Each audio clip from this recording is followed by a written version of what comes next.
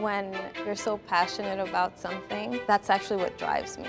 If I don't have that on the side, it's easy to forget why I'm here and why I'm doing this and why I'm working hard every day and spending 12 to 16 hours a day studying.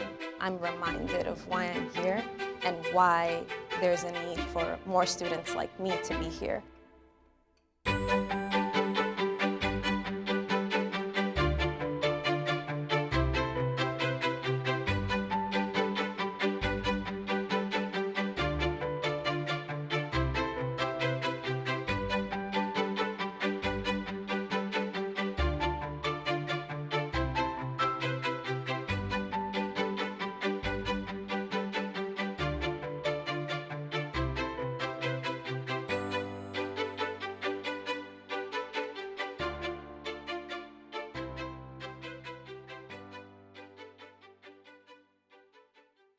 Angelica, I'm so excited to be here, to meet you. You are going to introduce me to New Jersey Medical School. So this is a big moment for me. You know, a year and a half in, I'm finally up here. No pressure. So we're gonna spend a half hour learning about who you are, learning about your experiences. The first thing I wanna say is that I know you've always wanted to do this. From childhood on, is that right? Mm-hmm. So, we are similar in that way, up to a point. Because I knew I wanted to be a sports orthopedic surgeon when I got to college. I mean, I knew it. 6 weeks of calculus reminded me that I was not that good at math. I didn't even like science that much. So why I wanted to be a surgeon was beyond me. But that's not your story. So I want you to tell me, tell everybody, where did this come from? And you've realized this, well, you've realized parts of the dream, more to come. So tell me about your journey here. Sure. Well, President Holloway, it's such an honor to be here, and we're so excited to have you.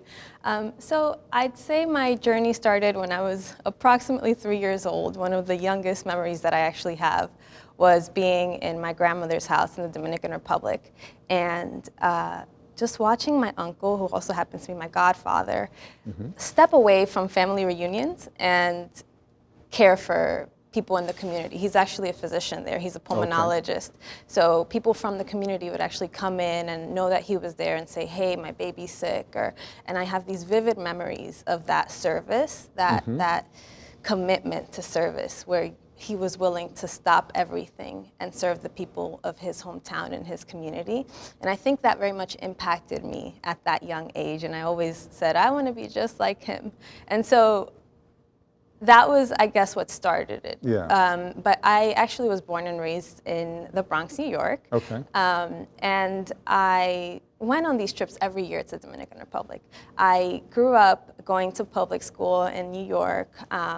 Actually was able to be a part of the KIPP Academy charter school system, and that opened up a lot of doors for me, allowed me to get scholarships to go to a small Catholic school, which then led me to Barnard College. And so I'd say that our journeys are similar in some ways, because going to Barnard College and being pre-med was quite an eye-opening experience for me.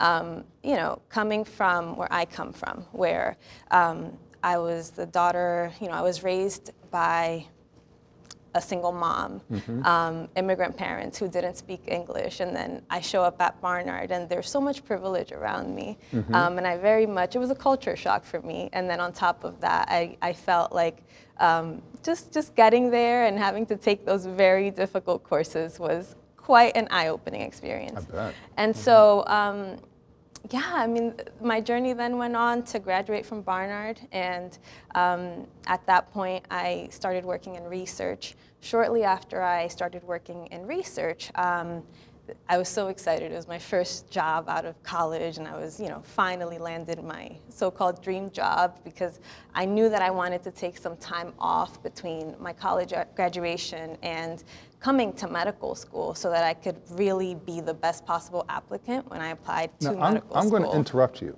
because you're giving me all these details of things I want to ask more questions about. So before I forget, so you're at Barnard, and but if I remember correctly, you're not you're not majoring in biology. Tell me about your major. Yeah, so I majored in Spanish and Latin American cultures, Okay. but also pursued the pre-med track. Okay. So this was very much still my goal. I'm very passionate about my Hispanic background and the language and the culture, and that's something that I very much want to incorporate into my practice as a future physician. And I know that that ability to understand different cultures is going to be very beneficial to me when I see patients. And so this was kind of like a fun time to be able to explore this thing that I was also very passionate about. Okay, wonderful. We're going to come back to this. Now, get back to where we were. You're talking about research right after college. What kind of research were you doing? So I was actually working at Columbia University Medical Center, and I was working in lung studies research. So it was learning about how smoking affects the lungs and seeing these patients over a longitudinal period and seeing how many of them who smoked ended up developing chronic obstructive pulmonary disease. And so I'm working at this job, finally get hired. And, you know, a few months in, my father tells me that he's not feeling well. And, you know, I'm like, okay, you should go to the doctor, get that checked out. Very rapidly, things escalated. And he went into a procedure that normally has very minimal risks, and he passed away during this procedure. During it, okay. During the procedure. You know, I wasn't even at the hospital because it was something that was just so almost routine for someone in the medical field, you know? So many of my aunts and uncles have had these procedures and have been fine. So I got a text saying, you know, he's in cardiac arrest in the operating room. I rushed to the hospital. Shortly thereafter, he passes away. And so I guess this long-standing commitment to wanting to become a physician and reaching that point where, you know, 2 nights before my father went into this procedure, I remember him telling me, the doctors are saying a lot of things in English, and I'm not quite sure what exactly it is that they're saying, you know, and just realizing how these are issues that affect all of our community, you know, and are so pervasive. So I think that opened my eyes in a different way and made me want to hit the ground running. So at that point, I applied to a post-bac program to really become ready to apply to medical school and get here. Of course, so sorry for your loss, but it translated, using it in a layered term, into a whole other set of priorities for you, it sounds like. Informed by your experiences with your uncle, godfather, and sort of annual experiences, like, it sounds like, and then with the tragic loss as well. So I want to linger a little bit over this issue you raised, really speaking to your father's experiences, but it sounds like you saw it other places, about levels of clarity that, you know, someone who doesn't speak English in this country, who I cannot imagine the kinds of anxieties they might feel. It's hard enough to understand doctors when they're speaking English for many people, for a native speaker. So, like, what role are you going to play in all of this? What have you done in your work or your training or your extracurriculars to address these kinds of issues, which I think are pretty important to you? It's so interesting that you mentioned that, because I literally had this issue with my mom last week. She shows up to the doctor and the security guard greets her at the door and says, "You need to learn English." You know, so this is, as a medical student, I mean, I would hope that my family is at a place where I can say, you know, we now can, you know, advocate for ourselves, but this is still a problem, very much so. And so just to answer your question, that anxiety is very real. And it's something that our families experience, that our patients, and that we see every single day. I guess in my experience in medical school, I've been able to get involved in something that we have here called the Limited English Proficiency Program. And so what we do is we take a group of medical students who are fluent in Spanish, and we provide a basic level of very basic training just to make sure that you're able to interpret for patients. So I'm actually involved in some of our clinics, like our student-run clinics. And one of the things that I'm able to do is when we have patients, the clinics that I'm involved in are actually at homeless shelters. So it's been a very rewarding experience to be able to enter our patients' homes and see what their lives are like in that setting. But also, as someone in the limited English proficiency program here, I'm able to serve as an interpreter for them. Now, you're in medical school, you're in your 4th year, you're making plans for your future, and now you're doing this work. I'm assuming this is not during business hours, like this is extra work. How do you find the time to balance what is clearly, I can hear from you, sort of a passion to bridge health inequities, health anxieties? How do you find the time to manage that with, you still got to be a top-notch student. So break the code down, break it all down for me. I want to know what the code is. I think when you're so passionate about something, that's actually what drives me. So that's what, if I don't have that on the side, it's easy to forget why I'm here and why I'm doing this and why I'm working hard every day and spending 12 to 16 hours a day studying. Right. When I am able to do those things, I'm reminded of why I'm here and why there's a need for more students like me to be here. And so I wouldn't necessarily say that there's a whole lot of time, but as a medical student, we learn how to prioritize. And thankfully, NJMS allows for us to be able to participate in these activities in a way that is also integrated within our curriculum. So the school is conscious of this kind of work. So tell me, let's talk about Rutgers after all for a little bit. How did you end up at NJMS? How are we so fortunate to have you as part of our community? Well, actually, when I was at Barnard, I had an advisor who said, you're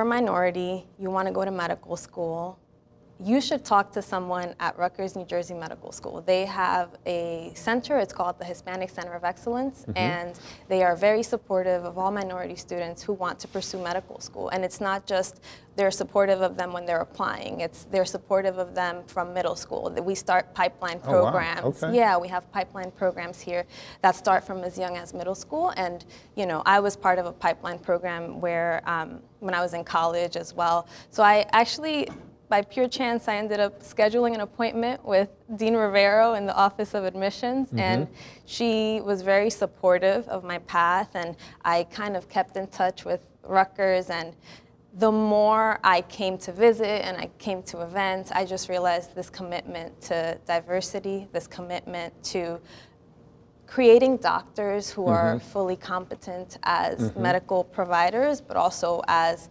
people who are sensitive to barriers to care, right? And to cultures and healthcare disparities and all these great things that I'm very passionate about.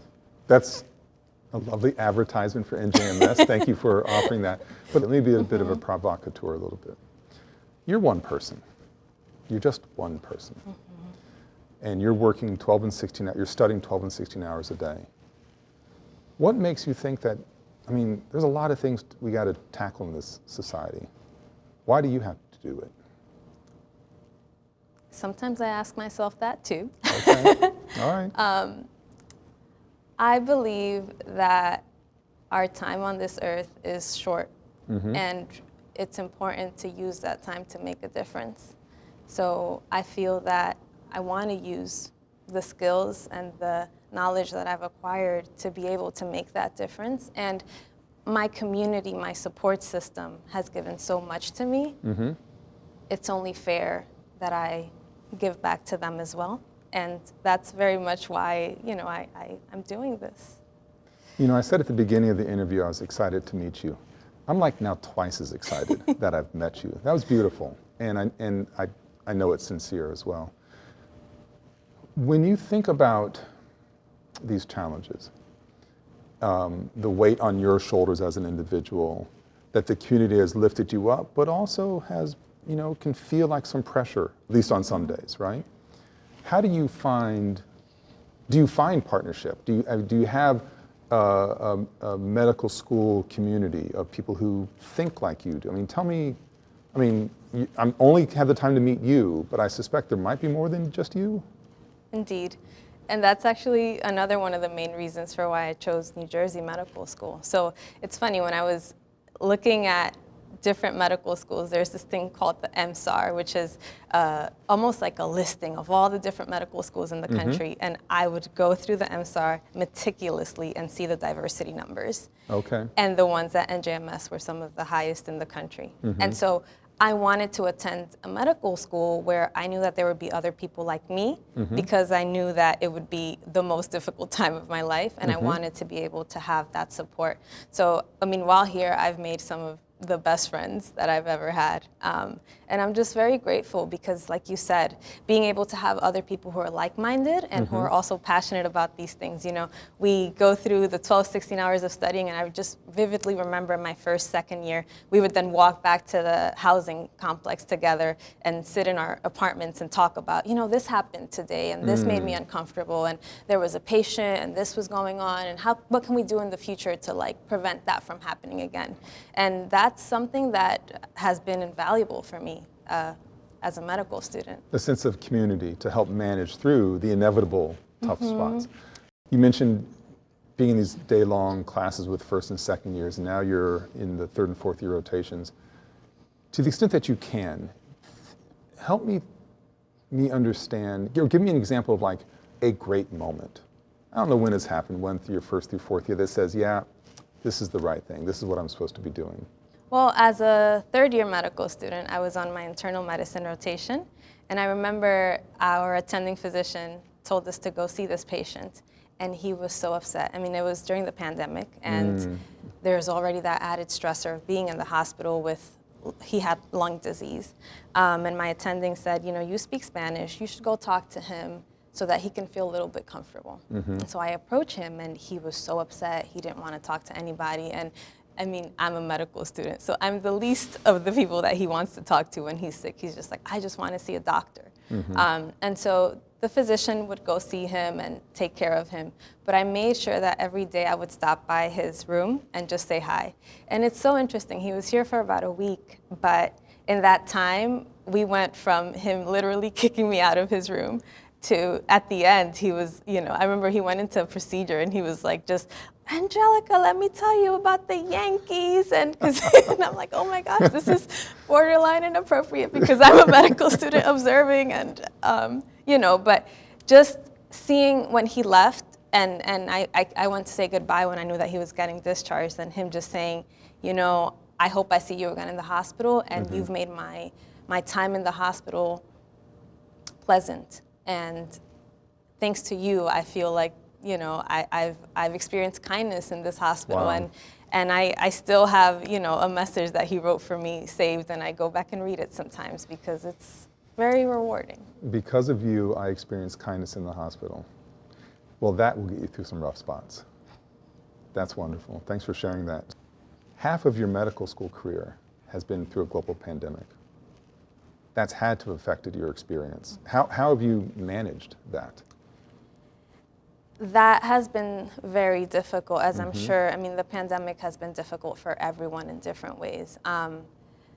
As a future healthcare provider, I think there's been added stressors on us.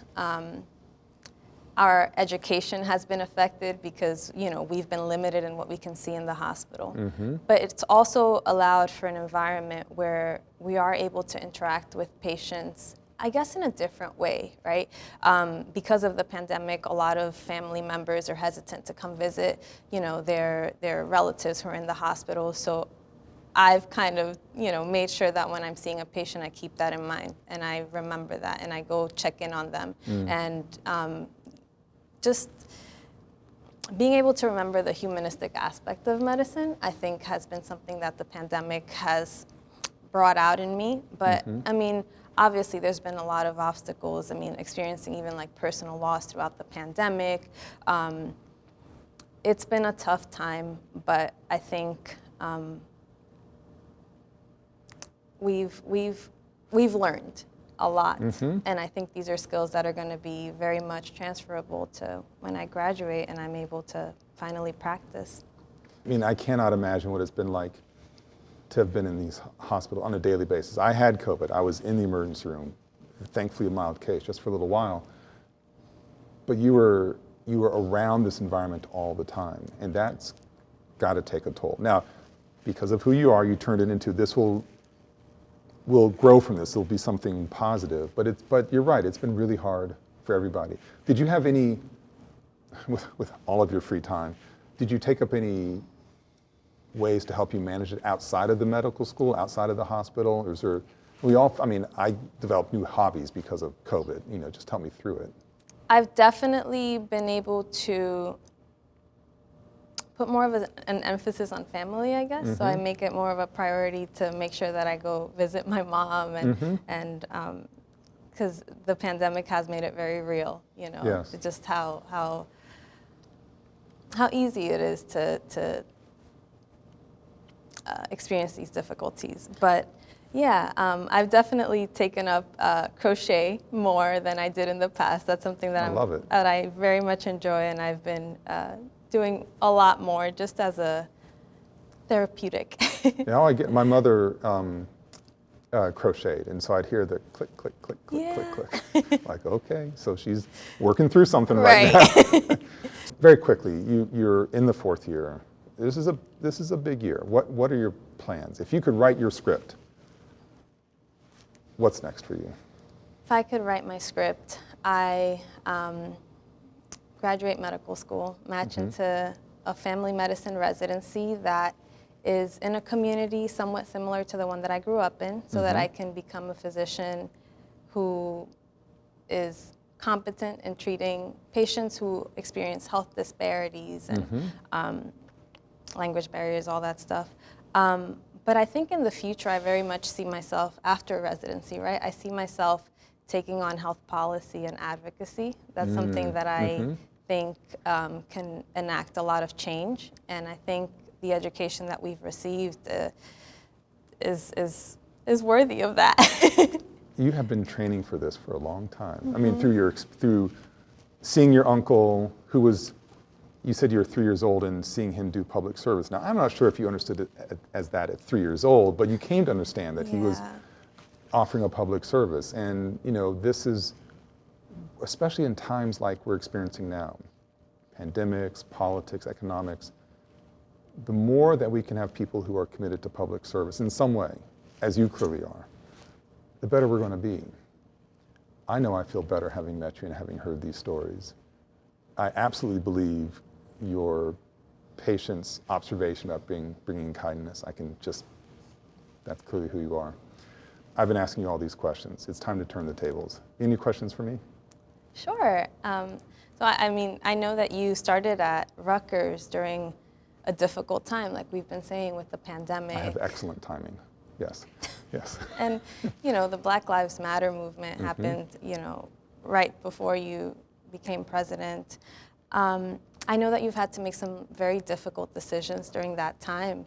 And I guess as a future leader, my question for you is, how do you navigate making those difficult decisions, and what have you learned from those experiences? It's a great question. And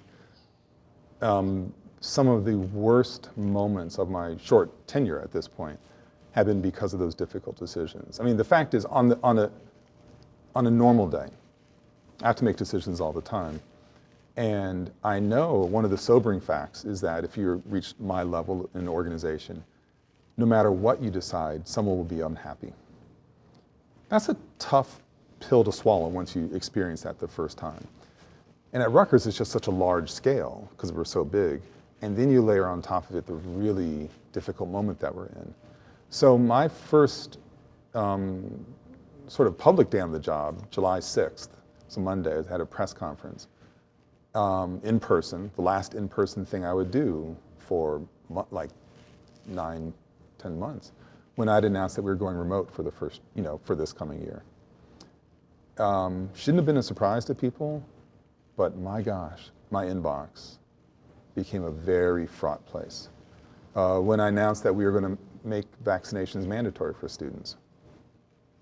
The inbox became a very fraught place. But in both instances, I really felt like I'm doing the right thing. We, the team, we're doing the right thing.